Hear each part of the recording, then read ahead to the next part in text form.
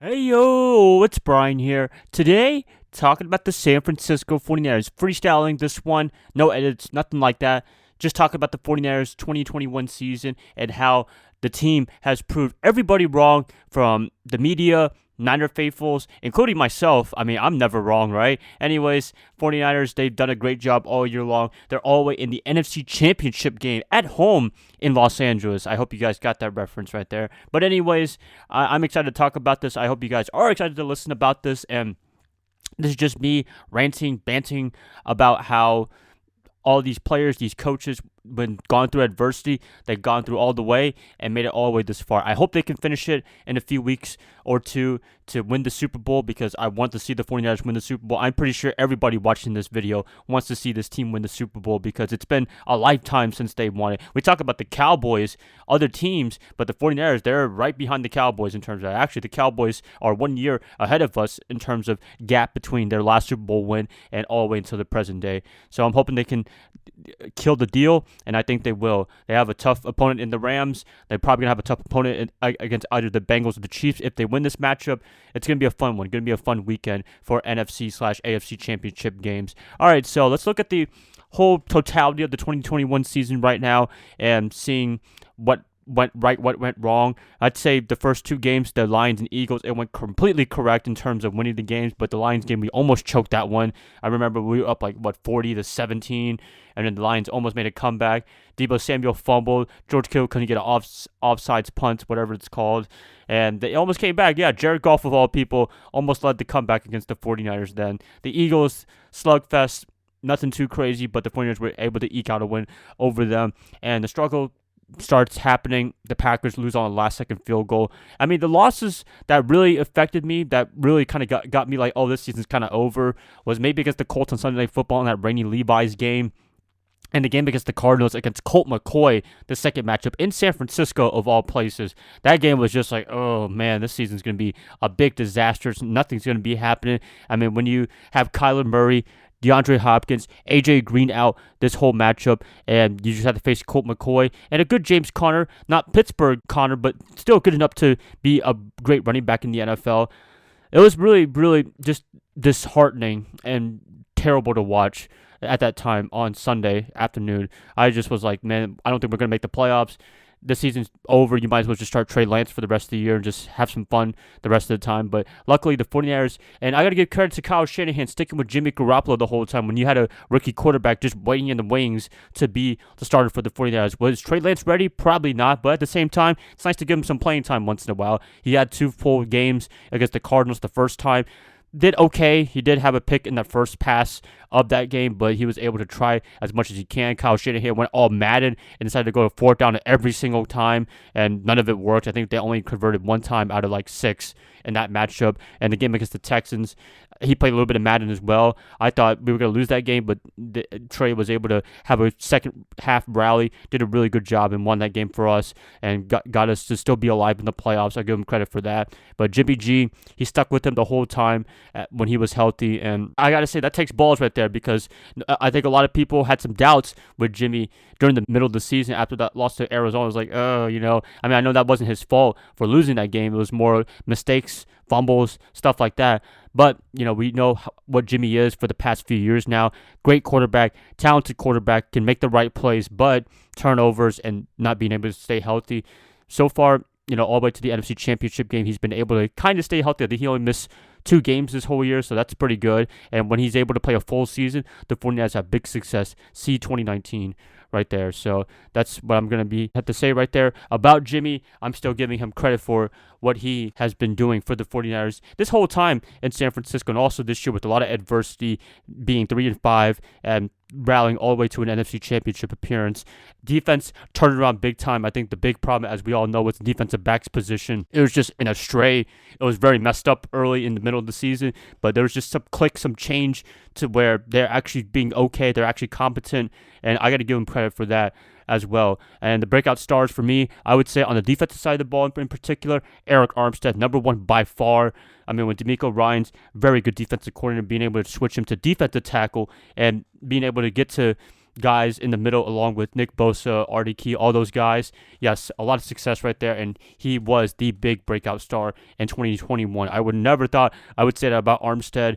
I've ragged on him for a year or two before, after he got drafted, and then when Buckner left, I was like, did we pay the right guy? So far, working out really, really well, so I got to give him a lot of credit for going through, working hard, doing everything right, and so far it's paid dividends for the 49ers so far. Another breakout star, I'd say rookie Ambry Thomas. I think we all know his journey. Didn't play at all for that first half of the season, and he gets thrown against Jamar Chase and Joe Burrow.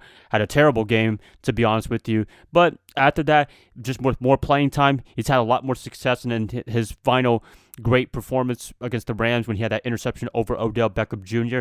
To end the game in overtime, to make it to the playoffs. That was a shining moment right there. I think he's going to be a great cornerback for the 49ers. Just got to give him even more playing time. Just get used to it. It sucks that he got hurt at the wrong time. I would say he didn't make it to the Packers game. I'm hoping he makes it to this game against the Los Angeles Rams. That is great work right there. We saw somebody grow right before our eyes. We see people practice really well, get better during practice. We don't get to see that, but just to see it in game time every single week, that's a really good accomplishment right there, and I got to give him a lot of credit for that. And good job, Thomas. Good job for your first rookie. I expect to see great things from you next year in 2022. Any other things about the defense and DeMeco Ryans? Well, I think this year I'm hoping that we get another year with him.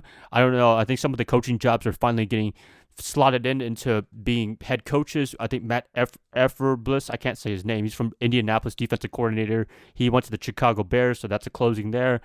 Nathaniel Hackett, the offensive coordinator for the Packers, or quarterbacks coach, whatever. He went to the Denver Broncos, so that's 2 spots already taken. I think there's a few spots opening, but so far, I'm enjoying DeMeco Ryans as our defensive coordinator. I hope he gets one more year like Saleh did last year in 2020. That would be cool, right? Offensively, for the 49ers, I'd say the big winner is the offensive line for the most part. Trent Williams, he really showed why he's the best offensive tackle and offensive lineman in the NFL. All-Pro, first team for the first time in his career. I mean, when I heard that, first time ever as a first-team All-Pro, that was just really surprising because we all know how great he was in Washington. And last year, he did struggle a little bit. I think he was coming back from injury. He was a little rusty, but with a full offseason programs in 2021, he was able to just be that dominant guy. And Joe Staley, very nice guy, looking for a replacement, and I think he was happy with Williams when he did announce his retirement to look for a replacement, and I think we're happy too in San Francisco, seeing that he just trucks guys and just make everybody look like a child, essentially. I mean, if you see some of his clips on TikTok or whatever, just seeing him pancake guys, this guy is the master at that. I'm enjoying him in San Francisco right now. I hope he can play this game against the Los Angeles Rams. The biggest breakout star on offense, I would say, too, Deebo Samuel. I mean, the way Kyle Shanahan uses this guy, you want to talk about a football player? That's what I've been hearing a lot for the past few days, few weeks, during this whole regular season playoff run. Deebo Samuel is not just a wide receiver. He is a football player. Can do everything that you ask of him to do.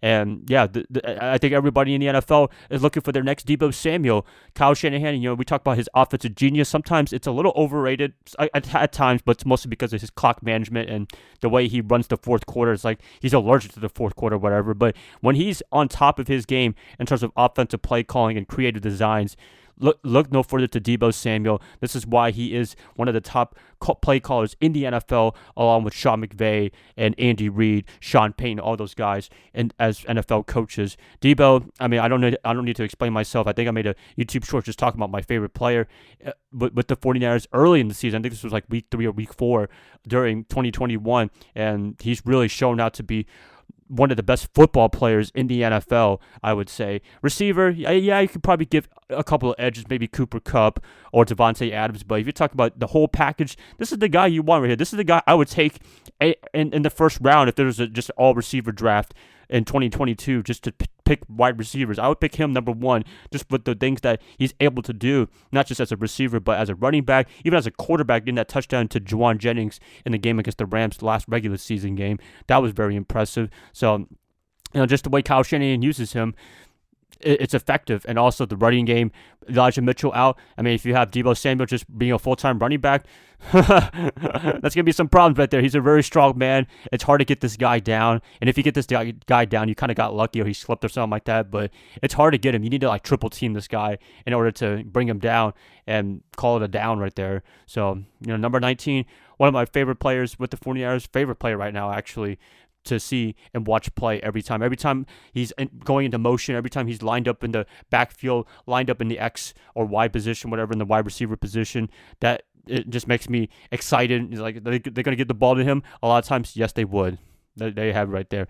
Other guys that I'm impressed, George Kittle. It's kind of weird because when I look at Kittle this whole year, he had 910 receiving yards, but never really felt like that. Just felt like he was kind of there. He was mostly there to block. He did have some very big games. The one against the Seahawks in Seattle, the Bengals game in overtime that we won in Cincinnati. That was one of his biggest games this year. Other than that, I haven't really seen him too much in terms of the receiving game, but I guess with everybody being so effective in the receivers, this is like one of the best receiving corps we've had in a very, very long time for the 49ers. And to see Kittle not do as much as he usually does in terms of the receiving game, still very impressive. Very big part. Everybody has to take him really seriously, and he's another problem for defensive coordinators to handle. And that's all I got to say about Mr. People's Champion or People's tight end right there in Mr. Kittle. Other guys that show now, Brandon Ayoke. I mean, we were so worried about him being in the doghouse for a few weeks, and I think Kyle Shanahan would even admit that he was in the doghouse for a few weeks. But the way that I've seen him play in terms of being a great receiver, great hands, also being a great blocker, I think that's the reason why he was being put in the doghouse in the first place is because in Kyle Shanahan's system, receivers have to be blockers as well for that running game. Man, I'm just so happy for him because I was so worried, like, man, they might cut this guy at the end of the year or they just don't like him at all. But ever since, I think, during the middle of the season, oh, man, you couldn't ask for a better performance from Mr. 11 for what he's done for the 49ers. So a very underrated player in our 49er offense. I think Deebo Samuel and George Kittle get all the love, but you have to give some love to Ayoke as well. Juwan Jennings, I mean, who would have thought this guy was going to be Mr. Third Down, Mr. Clutch guy? Wow, I'm very impressed. I mean, we found our new Kendrick Bourne. We struggled last year and trying to find him in terms of a guy that you need to get in the end zone, a guy that you need to get a nice 3rd down and 9, make that nice catch. He was able to do that. He is able to do that. Very impressed with him. I hope he gets a lot more opportunities as the season goes along. Love him much in San Francisco so far. And what else do I have to talk about? Elijah Mitchell, rookie. Sensational year. I mean, we talk about losing Raheem Mostert week 1 against the Lions. I mean, that feels like ages ago about that. But when he came into the scene, 6th-round pick, had a chip on his shoulder, doing great when he was healthy. I think that was the only issue that everybody had with him was he's missed a couple of games. But at the same time, when he's able to run the ball, he runs the ball with physicality right there. I mean, he doesn't look like a physical guy, but he can get guys going a little bit further, you get that extra 3 to 4 yards. I mean, I've seen plays where they're about to lose like 5 or 10 yards. He actually gets like 3 or 4 yards right there. So I'm very impressed with him. I thought Trey Sermon was going to be the top guy in terms of the 49er running back system. Mitchell, he just fits it even better, in my opinion, than Sermon right now at this juncture in 2021. Maybe it'll be different in 2022, but so far, he's been a very effective running back for us, and I'm glad that he's having success for both him and the 49ers as well. Anybody else to talk about? Did I miss anybody else? Fred Warner, I mean, we all know what he stands for. Dre Greenlaw, he's been great ever since coming back. Al-Shaair, he's a breakout star for the linebacking core. What else? Drukowski Chart, Jimmy Ward, very underrated players in the safety positions. I mean, when we don't talk about them too much in terms of great performances, but they always have great performances. And, I've ragged on Jimmy Ward. I've talked about this a while now about how I wasn't a big fan of him in terms of whatever, but it seems like the 49ers, they've used him correctly. He's having big success in San Francisco for the past few years now. I'm very happy for him. And, yeah, very big journey right here. Very big journey to talk about in terms of all the way from a little bit of highs to lows to absolute lows. And then ever since they won that game against the Los Angeles Rams on Monday Night Football in San Francisco, that's when it really turned on. Wow. So 49ers, thank you so much for a great season. It's been a fun one, and I hope they can close it off with a Super Bowl win. I know that's kind of reaching a little bit right now, too early to talk about, but still, I'm just so proud of this team, and this is kind of maybe even more happy than the 2019 year because They were just rolling everybody through, steamrolling, and there was just, no expectations prior to 2019 that people thought that there was going to be another rebuild year. But 2021, there was some expectations because 2020 was a COVID-driven year, and they had a lot of injuries, a lot of people on IR. 2021, everybody was as healthy as they can get, and to be able to be down a little bit during the middle of the season, be last in the NFC West, to be all the way back up to the playoffs, 6 seed, and to get 2 nice playoff wins against the Cowboys and the Packers in Lambeau Field, frozen tundra, snowy weather. I mean, you couldn't ask for a better script right there. So I'm hoping the 49ers can close it off, and this is having some esque of 2007 New York Giants right here, right? 6 seed, going all the way to the Super Bowl and winning it all. So, yeah, there you have it right there, you guys. That's the summary of their regular season in 2021 and all the way up to the divisional round. I hope I can create more of this in a few weeks when I talk about the Super Bowl and whoever they beat, whether it's the Bengals or the Chiefs. Well, they got to beat the Rams first. But if they do, man, I'd be ecstatic at all. I mean, that would be a life completed for me to see the 49ers just win 1 Super Bowl. Hopefully more, but at least 1 in my lifetime, right? So that's it, guys. Please let me know what you guys think about the 49ers 2021 campaign from the regular season all the way up into the Packers game. Yeah, I'd like to hear what you guys have to say in the comments below. And if you guys like this, per usual, like and subscribe. That's going to help me out a lot. I hope to catch you guys up this week more when I talk about the NFC Championship game. And, yeah, hopefully we get a win right there. So, bye, guys. Love y'all. I hope you guys have a great rest of your night. 49ers, players, coaches, executives, thank you guys for a great season. I hope to see more a little bit this Sunday and even more in a few weeks. I'll catch you guys up later.